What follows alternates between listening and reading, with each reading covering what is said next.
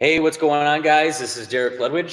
Today's video, I'm going to go over how I set up my diet. Last couple weeks, we've been doing different videos. First week was all about the mindset, where I was at, went over the good things I do, looking at my diet history, the stuff that I know are roadblocks, my non-negotiables, stuff like that. We wanted to do that first before you even set up a diet.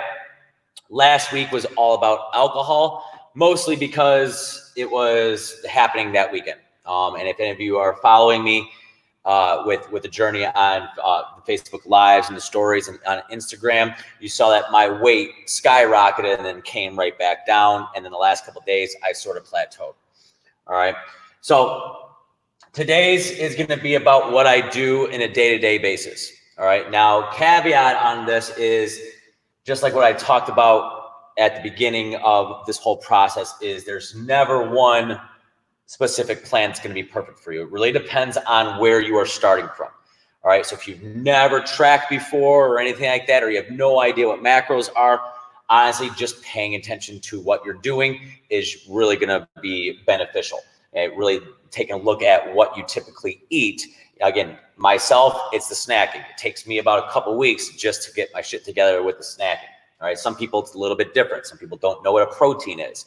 They don't have the education, so they sure as hell can't apply this. All right. So just keep that in mind as I break all of this down.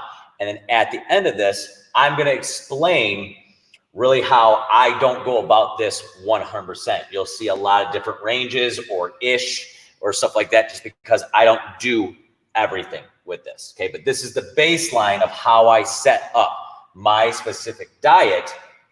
And then I adjust accordingly while still looking at the metrics. All right. So how do I set this up?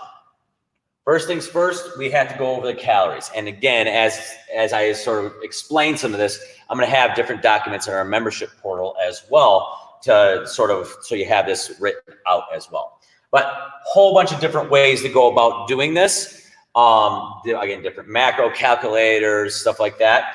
The first part is all about what calories we should be hitting. Now, biggest thing is you have to know your diet history. All right. So some of these numbers are going to be big. Some people talk about goal weight as opposed to body weight.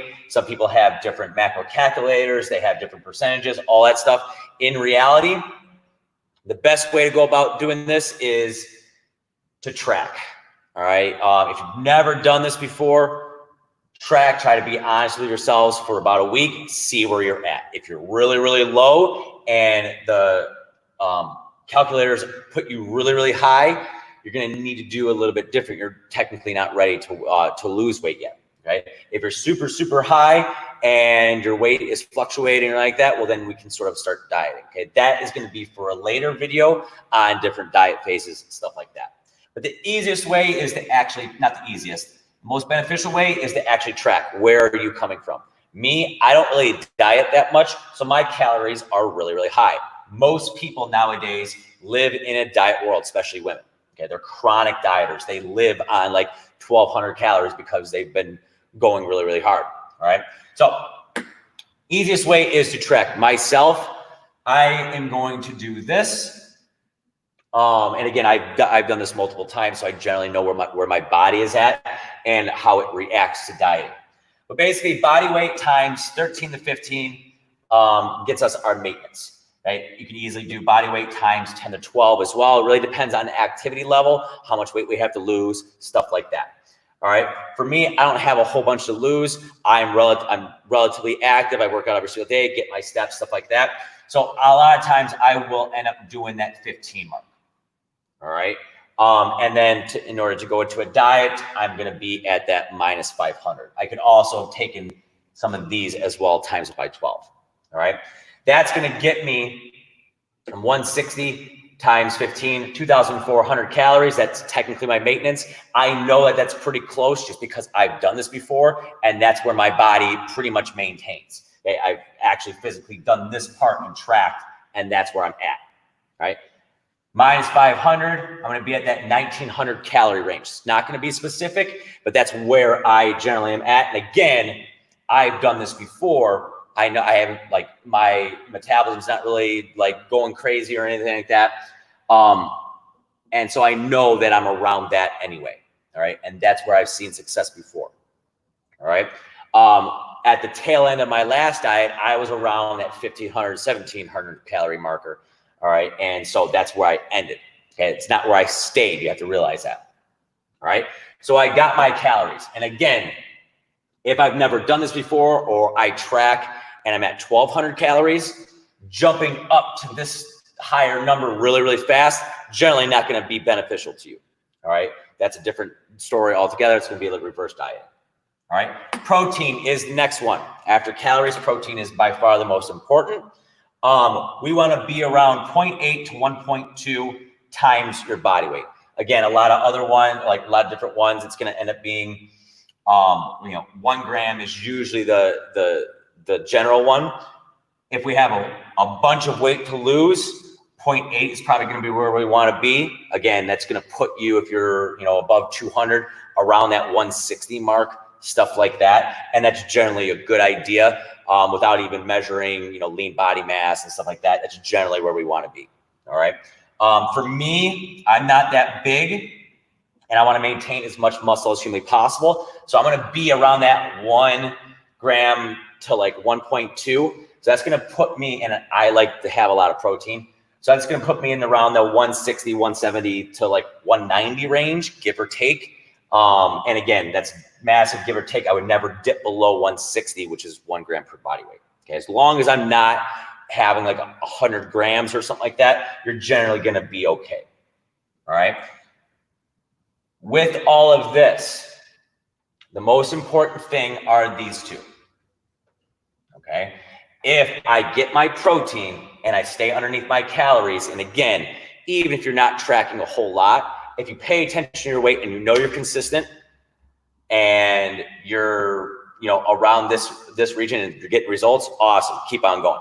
All right. The goal is to sustain this, not to just do it right away, or else you could go on a 1,200 calorie diet, lose a bunch of weight, and then all of a sudden you gain it all back.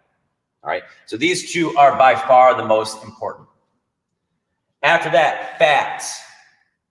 This is going to be around 20% to about 60%. Obviously, if it's keto, it's going to be a little bit higher. But not obviously, but it would. You're going to end up taking about 20% to 60% times your calories divided by 9, because that's how many calories is in for the grams for fats. All right.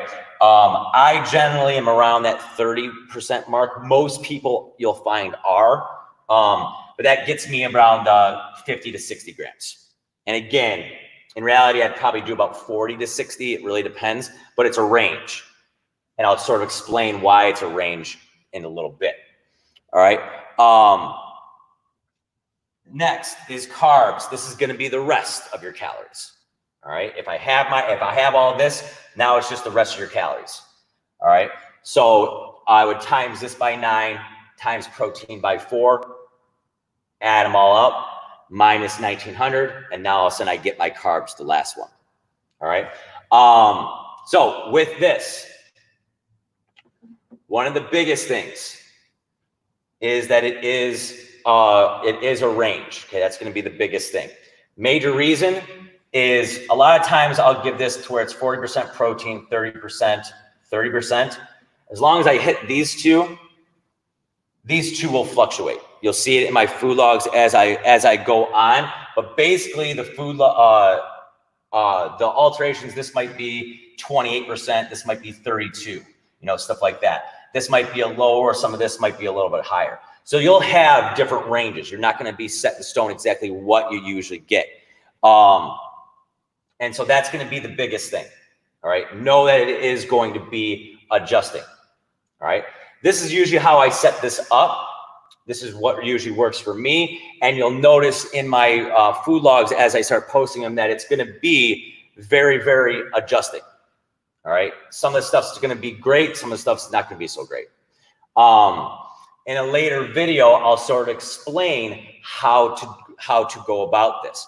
I can go about it by just trying to hit these numbers straight through, or you'll see as I start getting deeper and deeper, I'm usually not so hot with weekends because I'm home, I'm snacking. A lot of people are like that. So what you'll end up seeing is I sort of am a little bit lower on this end during the week. And then that way I'm at like 2,000 calories or like my maintenance calories on the weekends to give me a little bit of leeway. All right. So this is how I set up my diet. Honestly, this is just to get an idea of where you should be at. All right.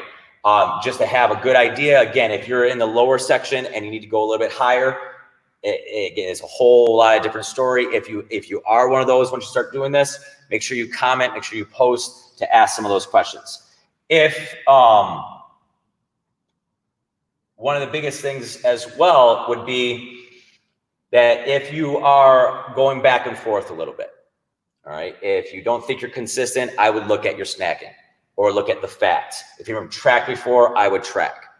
For me, I don't like tracking all the time, so I just track every once in a while to make myself adhere to it a little bit better. But one of the things is I'm going to end up going back and forth between this, and if I'm not getting good results, I know I'm not good, and then I'll sort of adjust from there. So you'll see the constant adjustments as we go. All right. So this is how I set this up. If you have questions, feel free to comment.